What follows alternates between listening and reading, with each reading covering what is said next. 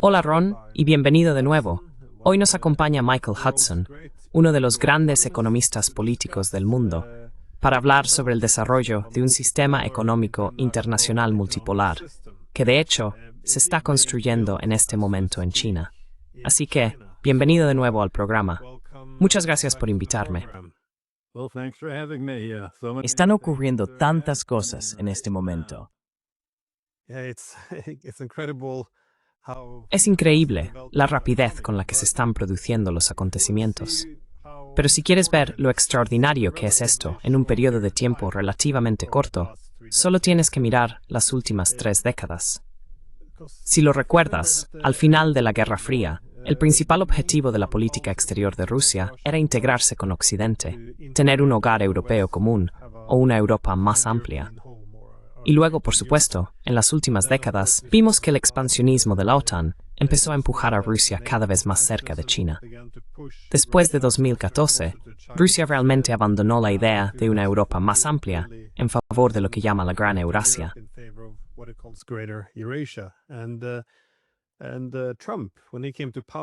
Y Trump, cuando llegó al poder, pareció reconocer este error, casi parafraseando a Henry Kissinger, al decir que fue un gran error empujar a Rusia hacia los brazos de China. Sin embargo, ahora hemos visto que se está cometiendo otro error colosal en política exterior. Todas estas amenazas, aranceles y amenazas de sanciones secundarias contra la India están empujando a la India no solo hacia China y Rusia, sino también más cerca de ellos. Así que ahora vemos ese papel desarrollándose en la Organización de Cooperación de Shanghái, con reuniones en China y la formación de nuevas alianzas. Es realmente extraordinario. Me preguntaba, ¿cómo interpretas toda esta situación?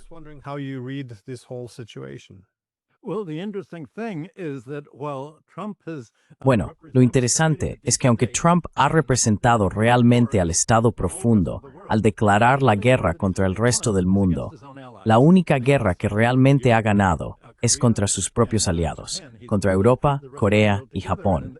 Ha unido al resto del mundo, y es precisamente su actitud beligerante y neoconservadora la que de alguna manera ha unificado al resto del mundo para que tomen las medidas que están tomando ahora, apenas medio año después de que Trump asumiera el poder. Lo que está ocurriendo es un realineamiento geopolítico, como ha señalado. Todo el tema de esta reunión de la Organización de Cooperación de Shanghái fue la gobernanza global. Eso es lo que decía el presidente Xi. Y no se trata solo de la gobernanza de los países de la OCS, es para todos los países que han sido expulsados de la órbita estadounidense.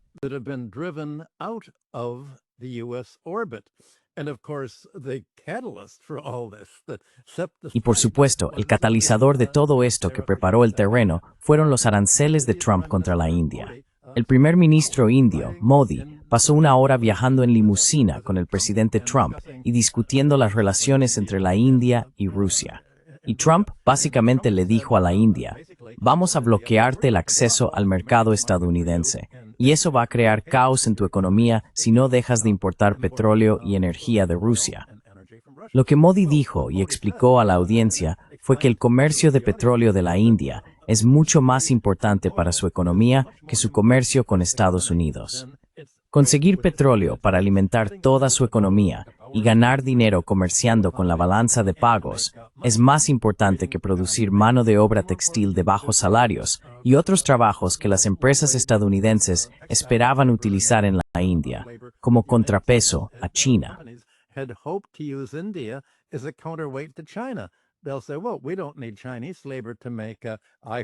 Dirán, bueno, no necesitamos mano de obra china para fabricar iPhones y otros productos. Podemos usar mano de obra india. Todo eso se ha acabado. Y justo después de las reuniones de la OCS, vamos a pasar directamente a las reuniones más importantes de los BRICS, y el primer ministro indio Modi será el presidente de los BRICS durante el próximo año porque es el turno de la India de ser anfitrión de los BRICS, y se reunirán en la India. Pues bien, apenas un mes antes de estas reuniones, todo el mundo temía que la India fuera el eslabón débil de los BRICS, porque en cierto modo era muy parecida a Turquía. Intentaba jugar tanto en el mundo de Estados Unidos como en el mundo de China BRICS. Y Trump ha cerrado la opción de alinearse con Estados Unidos, a pesar de que muchos multimillonarios indios o empresas adineradas están vinculados a Estados Unidos.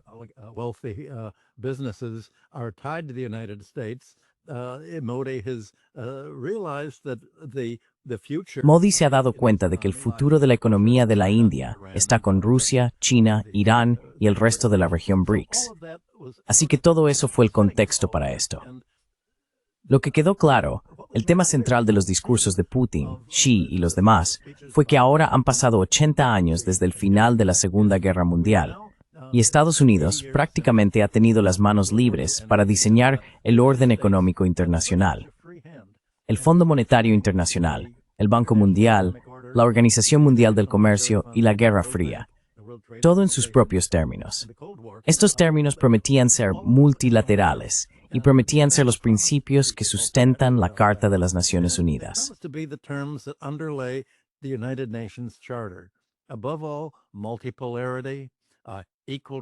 Por encima de todo, la multipolaridad, trato igualitario a otros países, no aranceles selectivos, no sanciones contra algunos países, no que te digan con quién puedes comerciar, con quién puedes invertir, lo que tienes que hacer. Y todo esto ha sido violado a un ritmo acelerado por los neoconservadores estadounidenses en su Guerra Fría. Así que la forma en que el presidente Xi, el anfitrión de estas reuniones, y se trasladaron a Pekín para el gran desfile militar, supongo que más tarde hoy en China, hora de China, lo expresó, es que ahora vamos a retomar el camino donde se suponía que debía llevarnos 1945, a una alternativa al fascismo, una alternativa al nazismo, una alternativa al militarismo de Japón. El presidente Xi señalaba el papel de China en la derrota de Japón, el papel de Rusia en la derrota de Alemania y el eje, y los grandes sacrificios que hicieron.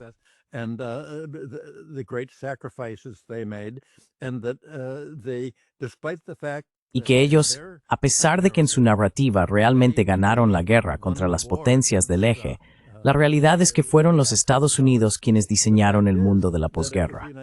Estados Unidos contrató a tantos científicos y políticos nazis como pudo en la operación Paperclip, y los empleó para luchar contra el comunismo en América Latina, en Europa y en otros países. Contrataron a sus científicos, Werner von Braun, etc., para el programa espacial estadounidense. Fueron los Estados Unidos quienes de alguna manera no terminaron realmente la Segunda Guerra Mundial. Y ahora tienes, en Alemania, al canciller Merz diciendo, vamos a volver a luchar la Segunda Guerra Mundial, y esta vez el ejército alemán va a derrotar al ejército ruso.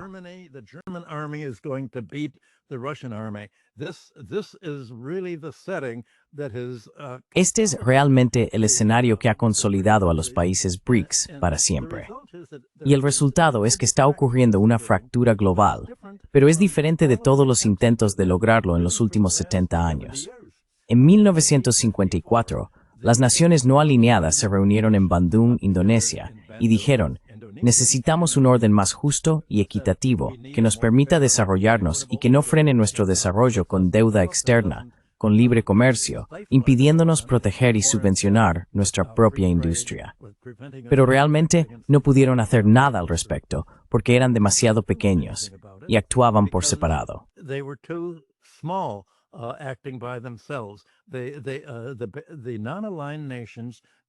Las naciones no alineadas no podían hacerlo solas, ni siquiera juntas, porque no tenían la masa crítica. Lo que ha cambiado todo esto desde los años 90, evidentemente ha sido China. Ahora China puede ser el núcleo de esta masa crítica, en gran parte gracias a sus políticas financieras, sus reservas de divisas, su poder económico, su capacidad exportadora, su poder tecnológico. Y esto ha permitido por primera vez que países fuera de la órbita de Estados Unidos y Europa, creo que ya hemos hablado de esto antes, puedan crear una alternativa. Estas reuniones de la OCS, que serán seguidas por las reuniones de los BRICS en una semana aproximadamente, tratan precisamente de definir cómo van a reestructurar este nuevo orden económico.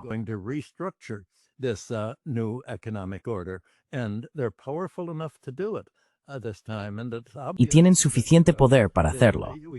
Y es evidente que podemos ver que el comercio va a ser clave en esto. Estados Unidos está intentando convertir el comercio exterior en un arma al decir, podemos obligaros a seguir nuestras directrices políticas, como aislar a Rusia y China, y uniros a la Guerra Fría estadounidense contra ellos, bloqueando vuestro acceso al mercado estadounidense. Bueno, eso es convertirlo en un arma. Decir, podemos causaros caos si no seguís nuestros consejos. Así que la alternativa a esto, como creo que todos los ponentes expusieron en Tianjin, fue comerciamos entre nosotros. Si no comerciamos con Estados Unidos, renunciaremos al mercado estadounidense.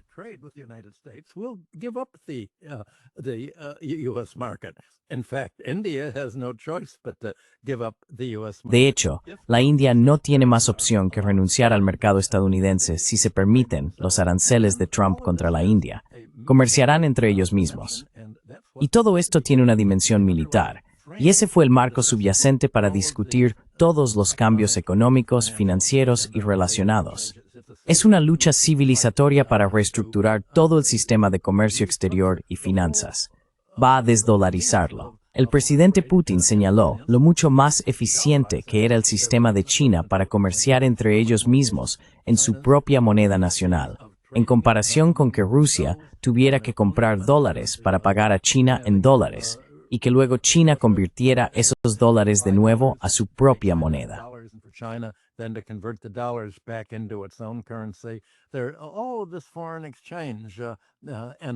Todo este intercambio de divisas y los cargos asociados ya no tienen que ser asumidos, aparte del hecho de que Estados Unidos ha convertido las finanzas internacionales en un arma al expulsar a Rusia, China y otros países de SWIFT, la red de compensación bancaria. Así que todo lo que Trump ha hecho para aislar financieramente, comercialmente, en el comercio y militarmente a otros países ha tenido justo el efecto contrario. Los ha unido. Y todo lo que los países de la OCDE, los BRICS y la mayoría global realmente tenían que hacer era preguntarse, si vamos a actuar juntos como una unidad, ¿cómo vamos a establecer las reglas del comercio, las reglas de las finanzas, para que sea algo multilateral? Una palabra que se repetía constantemente, y justo.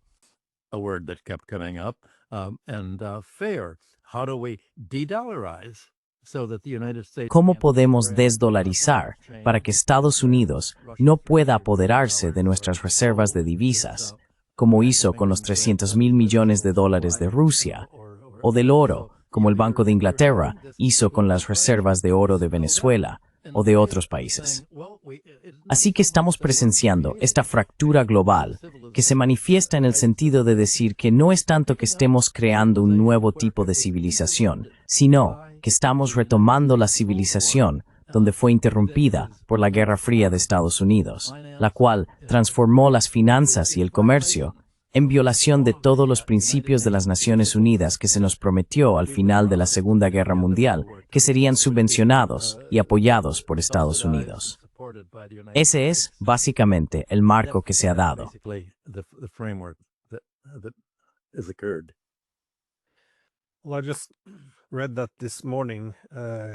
Acabo de leer que esta mañana China y Rusia firmaron finalmente un acuerdo sobre el enorme gasoducto Fuerza de Siberia 2. Ahora, no se trata de los yacimientos de gas en las partes asiáticas de Rusia que se están exportando. Esto proviene de la península de Yamal, en el Ártico ruso, y es una cantidad masiva de gas que irá a China. Este gas estaba destinado previamente a ser exportado a Europa, principalmente a través de los gasoductos Nord Stream y Nord Stream 2 hacia Alemania. Como sabemos, estos gasoductos fueron destruidos. Inicialmente intentaron culpar a los rusos, pero luego tuvieron que retractarse. Ahora están intentando culpar a los ucranianos. Pero creo que la mayoría de la gente asumiría que Estados Unidos tuvo algo que ver con esto.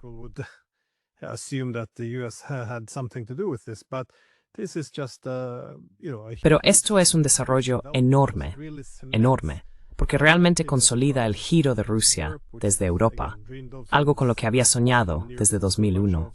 Esta idea de una Europa común se remonta al concepto de Gorbachev de una casa europea común hasta 2014, y luego en 2022 Rusia empezó a abandonarla por completo. Pero ahora, por supuesto, al firmar este acuerdo, todo ese gas que se suponía iba a alimentar las industrias europeas durante décadas, irá ahora a China. Me pregunto qué dirán los futuros historiadores, porque los europeos siguen celebrando que se han liberado del gas ruso. No tienen alternativas, salvo el gas estadounidense, mucho más caro, que puede que ni siquiera esté disponible en el futuro. Así que es increíble ver lo que está ocurriendo. Pero en fin, esto ya no tiene marcha atrás, porque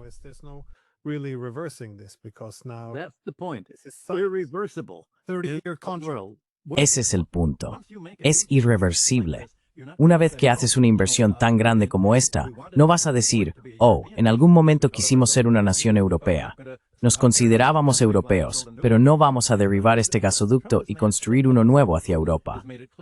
Putin ha dejado claro que la ruptura con Europa, y especialmente con Alemania, va a tardar muchas décadas en restablecerse. Rusia ha asumido que no va a haber una reapertura del gasoducto Nord Stream hacia Europa.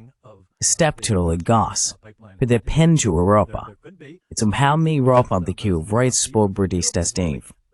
Been locked in to the US orbit, and it's as if the whole effect of the Cold War. Es como si todo el efecto de la Guerra Fría, toda la estrategia de Trump contra Rusia y China, hubiera sido encerrar a Europa en una dependencia de Estados Unidos para el gas natural licuado y especialmente para una de las bases de su balanza de pagos, la venta de armas militares. Trump había anunciado que había presionado a la India para que comprara más armas estadounidenses y había criticado a la India por comprar armas rusas. No creo que Modi llegara a decir abiertamente, bueno, nuestras armas funcionan y las suyas no, como hemos estado viendo con el desarrollo de la guerra en Ucrania. No dijo nada, pero es evidente que Estados Unidos ha perdido a la India como un gran comprador de sus carísimos aviones, misiles y otros productos del complejo militar industrial.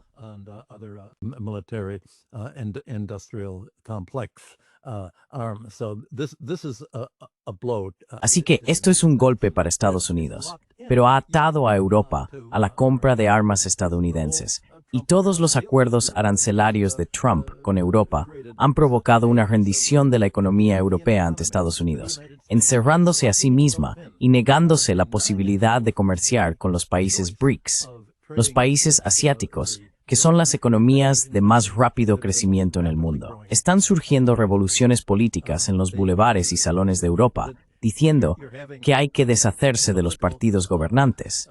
Hay que tener partidos nacionalistas. Y como tú y yo hemos comentado aquí antes, es sorprendente que todo esto siga ocurriendo casi exclusivamente en la derecha del espectro político, no en la izquierda, en lo que respecta al nacionalismo.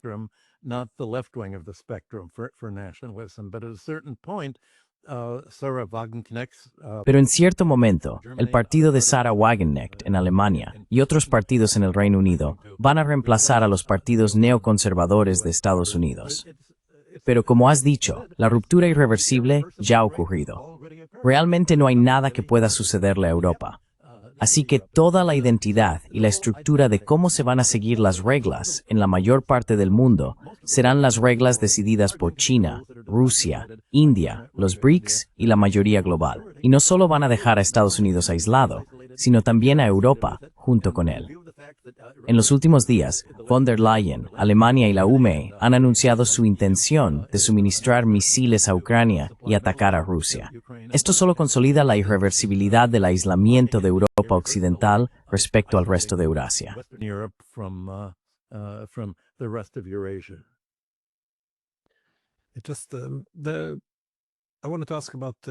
Quería preguntar sobre el trato hacia la India, porque simplemente parece estar fuera de lugar.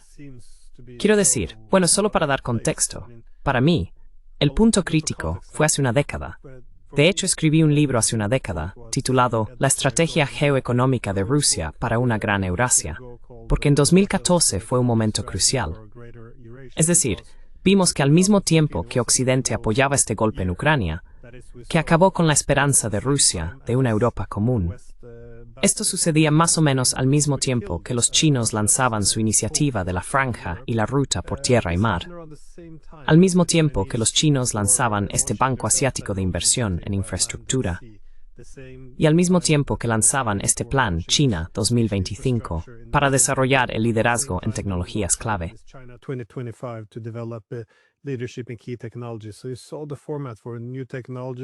Así que vimos la aparición de nuevas tecnologías, industrias, corredores de transporte, bancos y diferentes monedas, todo surgiendo al mismo tiempo en China, mientras derrocaban al gobierno en Ucrania. Y para mí fue simplemente asombroso, porque por primera vez tenías un país como China que contaba tanto con las capacidades como con la preparación para desafiar el sistema económico centrado en Estados Unidos. Y este fue el momento de acabar con el sueño de Rusia de poder integrarse con Occidente.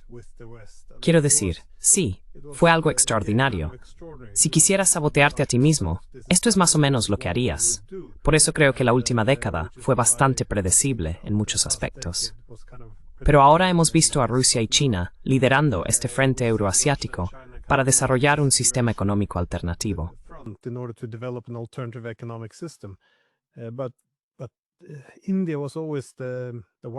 Pero la India siempre ha sido la incógnita, porque tiene una relación un poco difícil con China.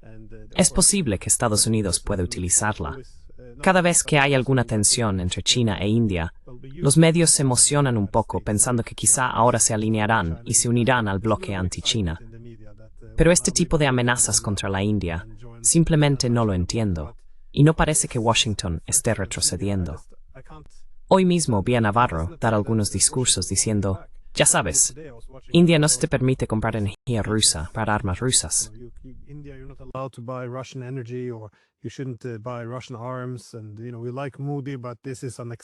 Y ya sabes, nos gusta Modi, pero esto es inaceptable. He participado en varios programas políticos de televisión en la India, y todos están simplemente asombrados. Algunos lo encuentran hilarante, otros están enfadados, pero no pueden creer que esto sea real. ¿Por qué debería Washington dictar a la India con quién puede comerciar? Parece absurdo, pero cuando escuchas a personas como Navarro, lo tratan como lo más natural del mundo. ¿Cómo explicas este trato hacia la India? Porque podría haber sido el mejor amigo de Estados Unidos. Es bastante extraordinario.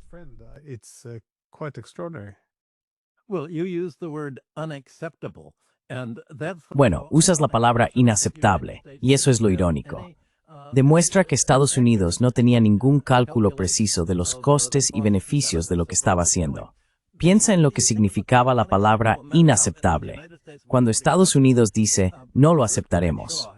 George Bernard Shaw contaba una historia de que estaba en una fiesta y una mujer se le acercó, creo que era una yogi, que había regresado de la India, y le dijo muy orgullosa: yo acepto el mundo.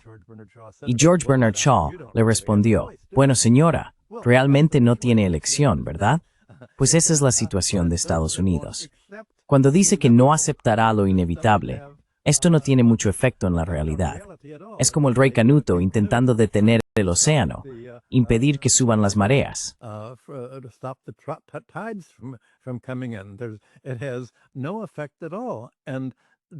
No tiene ningún efecto en absoluto.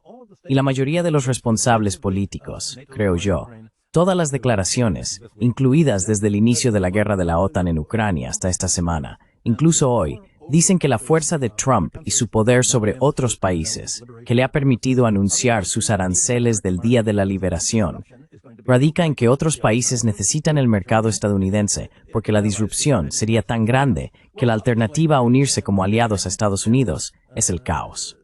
Pues bien, obviamente, Pekín y Moscú, y ahora Nueva Delhi, han decidido que su capacidad para aceptar una disrupción comercial es mucho mayor que la de Estados Unidos y Europa para aceptarla.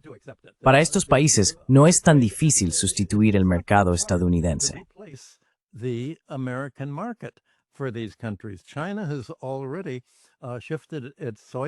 China ya ha desviado completamente su demanda de soja de Estados Unidos a Brasil. El resultado es que los precios de la soja están colapsando ahora en Estados Unidos. El sector agrícola, que ha sido un sector político clave en Estados Unidos desde la década de 1930, está sufriendo realmente como consecuencia de la pérdida del mercado chino y ahora de otros países aliados con los BRICS.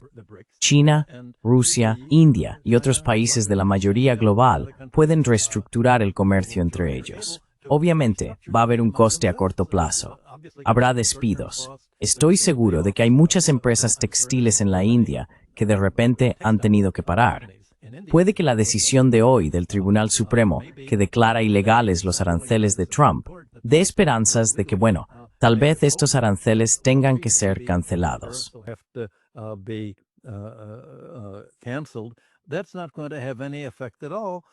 Eso no va a tener ningún efecto en absoluto, porque tanto los republicanos como los demócratas en el Congreso apoyan completamente lo que está haciendo Trump. Han apoyado la guerra contra China.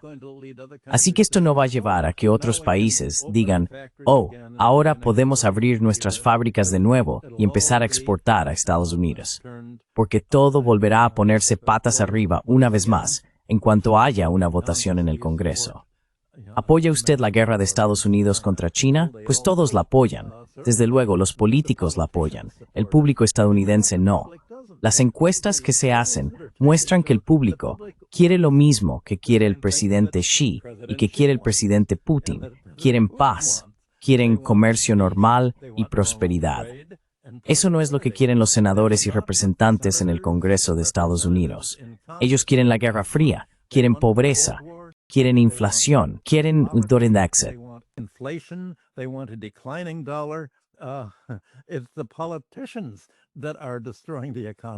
Son los políticos quienes están destruyendo la economía, no los votantes ni la comunidad empresarial que va a salir perdiendo con todo esto. Eso es lo más sorprendente de todo, que Estados Unidos realmente no está actuando en su propio interés.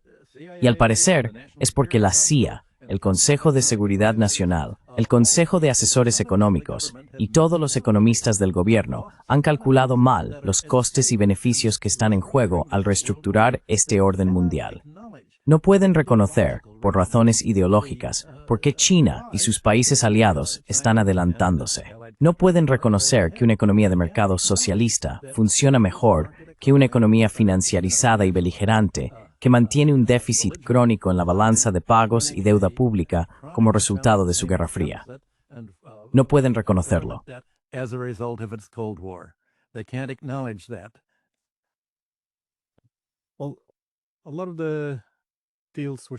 Bueno, muchos de los acuerdos que se están haciendo son obviamente principalmente económicos. Y como dices, conseguir que la India se sume.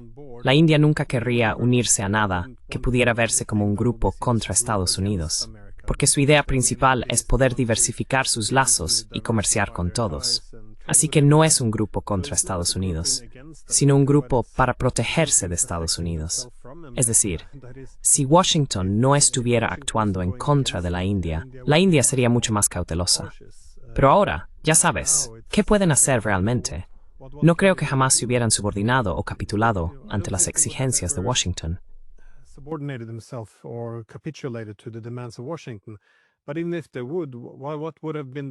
Pero incluso si lo hubieran hecho, ¿cuáles habrían sido las recompensas? Hemos visto a los europeos hacerlo. Firmaron cualquier acuerdo que Trump les puso delante. Aunque la UEM dijo que era un acuerdo comercial horrible, lo firmaron igualmente y se sentaron como buenos escolares frente a su escritorio. Hicieron todo lo que se les pidió, esperando que su obediencia fuera recompensada, pero no lo fue. Todo lo que hicieron fue aislarse de Rusia, China, Irán y ahora posiblemente también de la India en el futuro. Y en realidad no es recompensado, solo los hace más dependientes de Estados Unidos, lo que a su vez debilita aún más su posición. Así que ya sabes, sería una suposición bastante ingenua creer que los indios seguirían el mismo camino.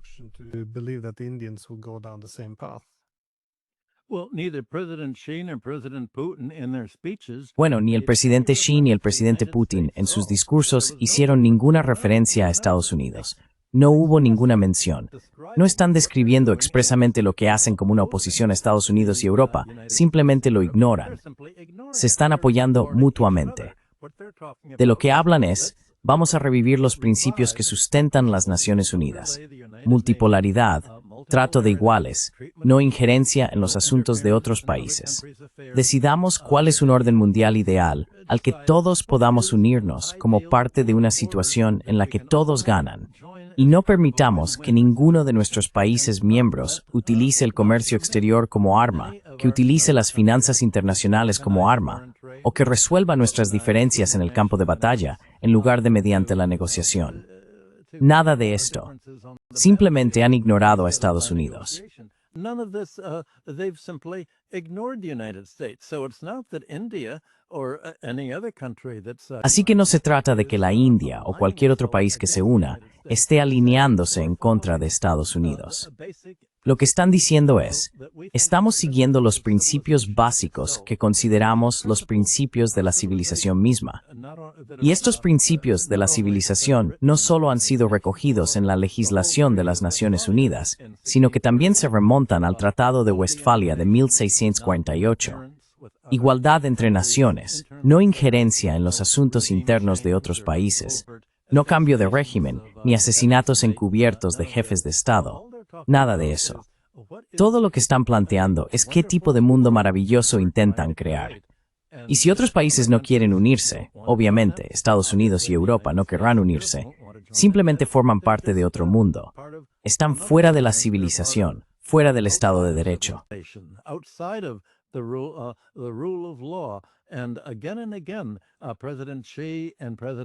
Una y otra vez, el presidente Xi y el presidente Putin hablaron sobre el derecho internacional que obliga a todos, en contraposición al orden basado en reglas de Estados Unidos, y utilizan esa frase con bastante frecuencia.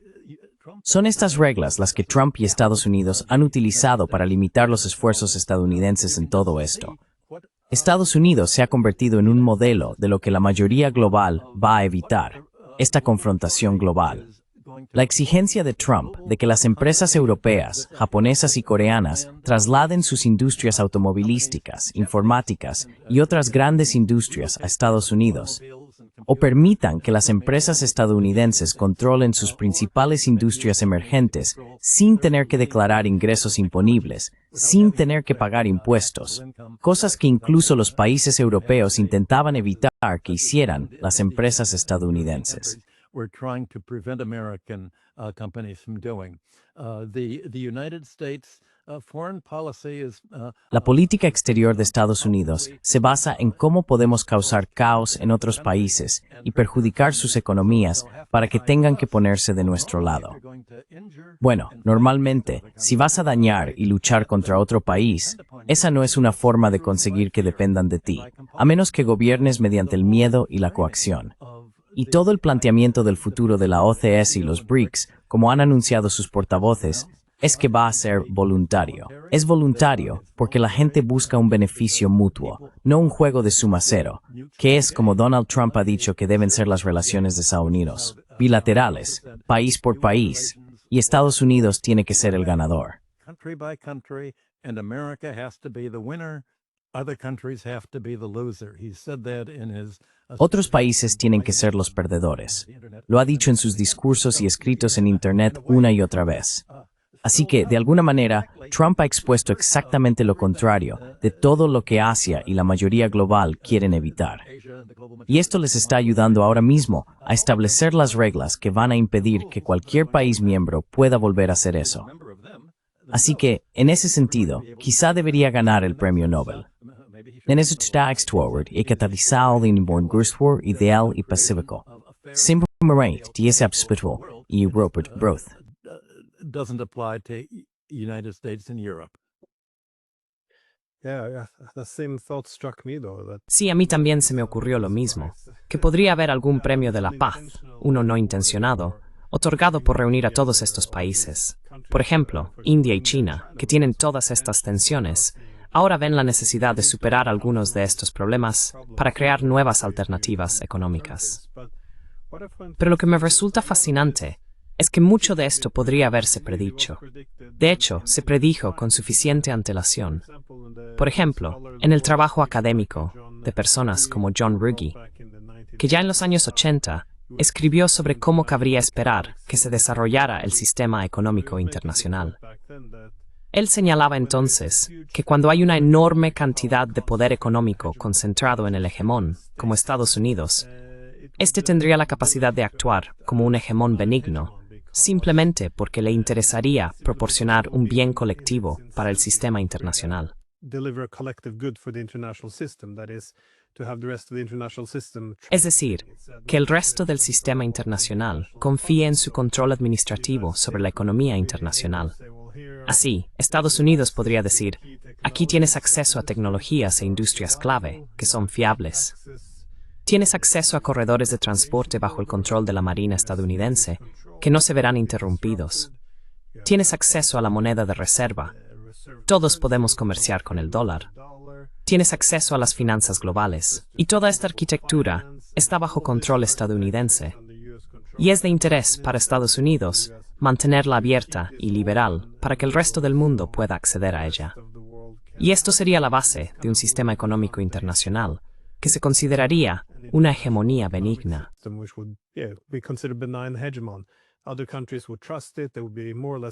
Otros países confiarían en ello. Se sentirían más o menos cómodos bajo el liderazgo de Estados Unidos. Sin embargo, también señaló entonces que cuando el hegemón está en declive, esto dejaría de funcionar, porque probablemente el hegemón utilizaría su control administrativo sobre la economía internacional para impedir el ascenso de rivales. Por ejemplo, cortando el acceso de China a tecnologías e industrias, impidiendo que Irán acceda a corredores de transporte, incautando sus petroleros, confiscando oro, prohibiendo a países acceder a bancos y monedas.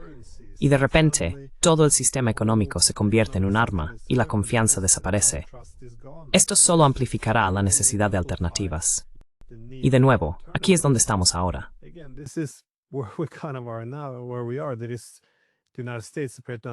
Es decir, Estados Unidos está a punto de adoptar una especie de economía tributaria, en la que otros tienen que pagar tributo, o en la que encuentra una forma de extraer poder industrial o riqueza de otros países.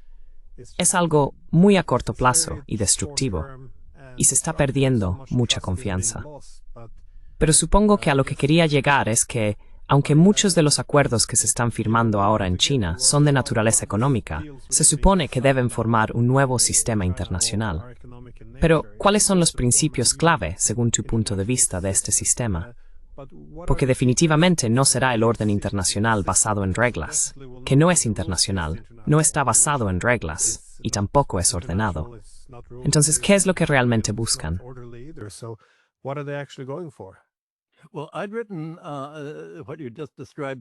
Bueno, ya había escrito lo que acabas de describir en mi libro Global Fracture en 1978, y creo que estas reglas ya se han expuesto. Mencionaste el transporte. El ministro de Asuntos Exteriores de Rusia, Lavrov, describió recientemente en un discurso el mes pasado, habló sobre la necesidad, cito, de establecer mecanismos de comercio exterior que Occidente no pueda controlar, como corredores de transporte, sistemas de pago alternativos y cadenas de suministro. Fin de la cita. Y como ejemplo, citó cómo Estados Unidos ha paralizado la Organización Mundial del Comercio al negarse a permitir un tercer juez, de modo que no puede haber un panel de 3 jueces para todo esto. Estados Unidos solo tiene la capacidad de bloquear que otros países tomen medidas.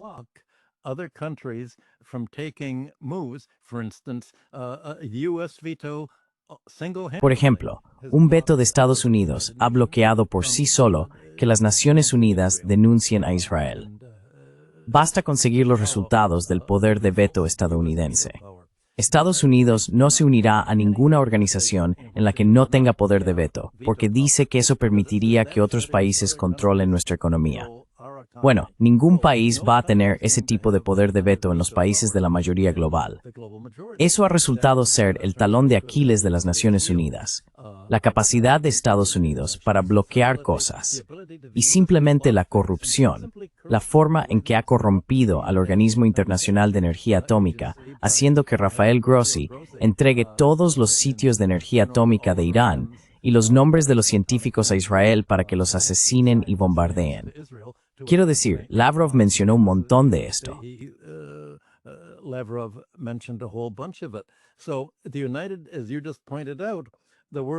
Así que, como acabas de señalar, el mundo ya no va a ser gobernado por reglas unilaterales de Estados Unidos que están sujetas a la desesperación. Estados Unidos está actuando con desesperación, intentando frenar todo. El presidente Putin ya describió esto en 2022 y estaba sentando las bases de lo que hoy estamos viendo florecer.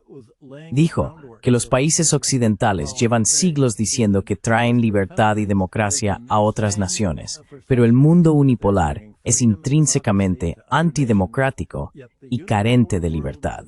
Es falso e hipócrita de principio a fin. Bueno, esa es una de las declaraciones más directas que se pueden hacer. Y se puede ver que muchas personas fuera de Estados Unidos han dicho que en los últimos 3 años, de 2022 hasta hoy, eso se ha confirmado. Tenemos que tener una alternativa.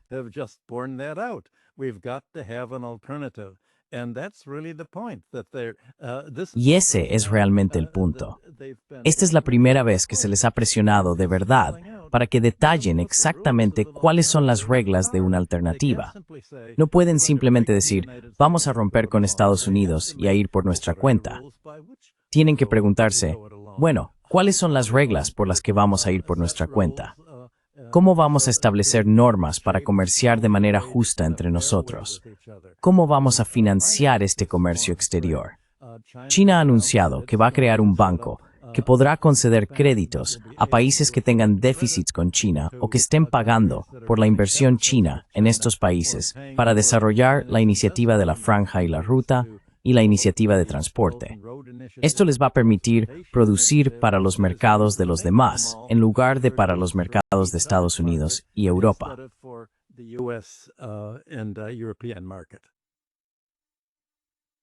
But I guess my last question is, Mi última pregunta es, este es un sistema económico muy diferente, porque tradicionalmente solo hemos visto funcionar sistemas económicos liberales bajo la hegemonía británica en el siglo XIX y luego la hegemonía estadounidense en el siglo XX. Eso no significa que no hayan existido alternativas. No ha pasado tanto tiempo desde la revolución industrial y la introducción del capitalismo y todo eso. Pero en este sistema multipolar, ¿cuáles son las oportunidades, así como los desafíos para crear un sistema económico estable? economic system. Bueno, lo irónico es que lo que China está haciendo en su economía de mercado socialista es exactamente lo que los economistas clásicos describieron como la estrategia de desarrollo del capitalismo industrial en Gran Bretaña, Francia, Alemania y otros países a principios del siglo XIX. Tiene una economía mixta, que es exactamente hacia lo que las economías europeas estaban trabajando, diciendo, vamos a deshacernos de todos los monopolios que se crearon en la Edad Media, en la época feudal, para permitir que los reyes recauden el dinero necesario para pagar a sus acreedores por las deudas de guerra que contrajeron al luchar entre ellos.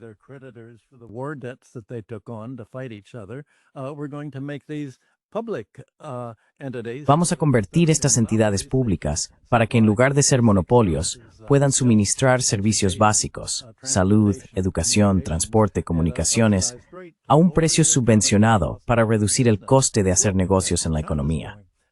Bueno, eso es lo que está haciendo China. Realmente está siguiendo la economía mixta. Y donde China ha ido más allá que los economistas clásicos del siglo XIX, es en que realmente ha controlado las finanzas como un servicio público. La creación de dinero y crédito está gestionada por el Banco Popular de China y crea crédito con el propósito de realizar inversiones de capital directas y tangibles para aumentar la producción y financiar inversiones que eleven el nivel de vida, no para obtener beneficios financieros.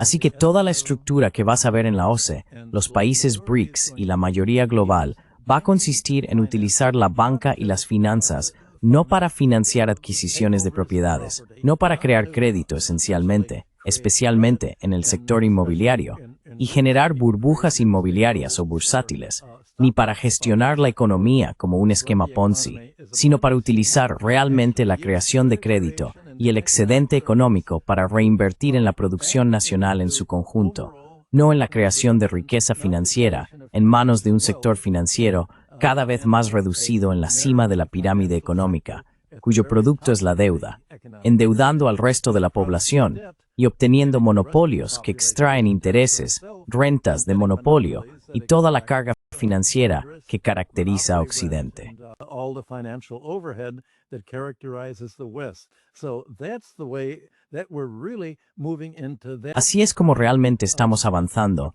hacia lo que ahora se describe como las nuevas reglas de la civilización. Pero en realidad son las mismas reglas de la civilización que surgieron de forma natural tras la Revolución Industrial. Preguntarse cómo Inglaterra y los países europeos iban a industrializarse y convertir a Inglaterra, a Gran Bretaña, en el taller del mundo. Pues bien, vamos a reducir los costes de producción. Vamos a eliminar los gastos generales del alquiler. Vamos a deshacernos de la aristocracia terrateniente y de sus exigencias de rentas del suelo.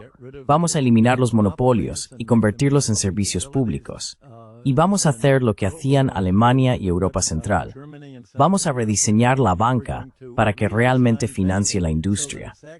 No solo las deudas de guerra y las deudas depredadoras, sin tener en cuenta la capacidad de la economía y soportar estas deudas.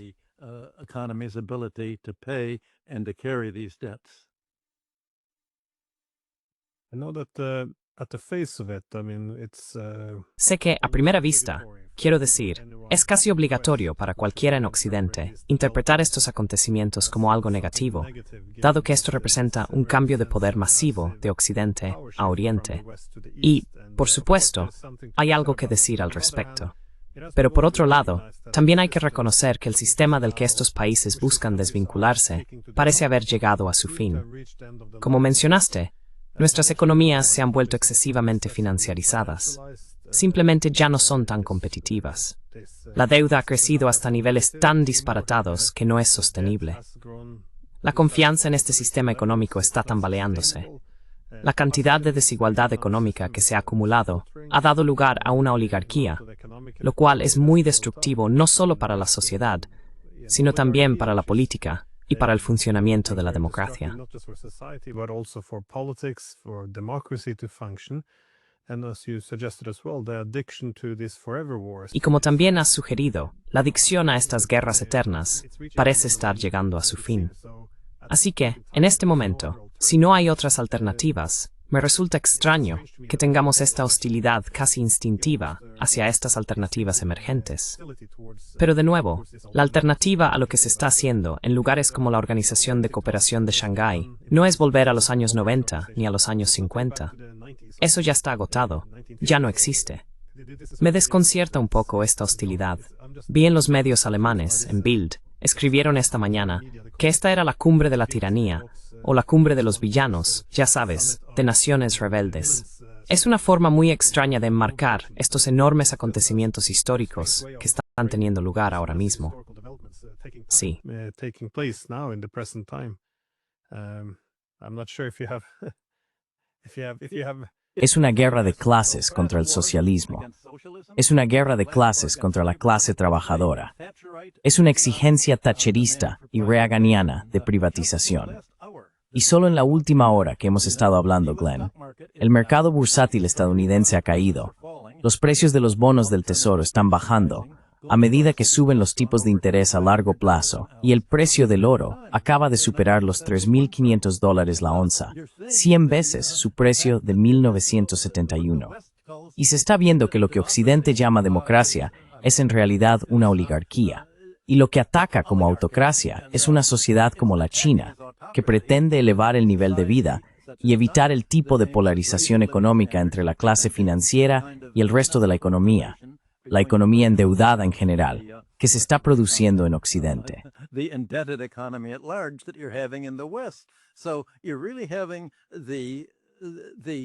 Así que, durante el último siglo, Occidente ha estado siguiendo una reacción anticlasista, una lucha contra todos los ideales de la economía clásica, de una economía mixta, para esencialmente combatir el control gubernamental.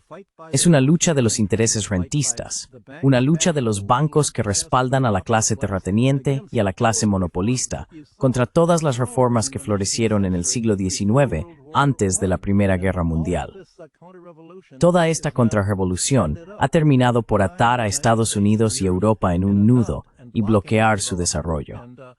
Son el resto de los países los que están retomando el desarrollo, la trayectoria que seguía la civilización en vísperas de la Primera Guerra Mundial, antes de que todo este último siglo se convirtiera en un largo desvío de dominio estadounidense-europeo, bajo una oligarquía financiera cada vez más injusta y polarizada.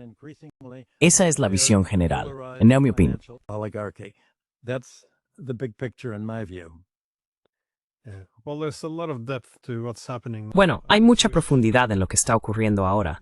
Solo desearía que mereciera un debate adecuado en Occidente.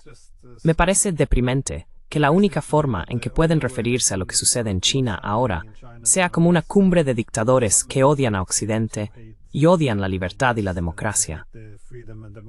Es una postura intelectualmente muy pobre, pero así estamos. En fin, Michael Hudson, muchísimas gracias por tu tiempo. Y sí, espero que puedas volver pronto. And yeah, hope we can come back on soon. I love these. Me encantan estos debates. Ofrecen una global. Gracias por invitarme. Yeah, big man.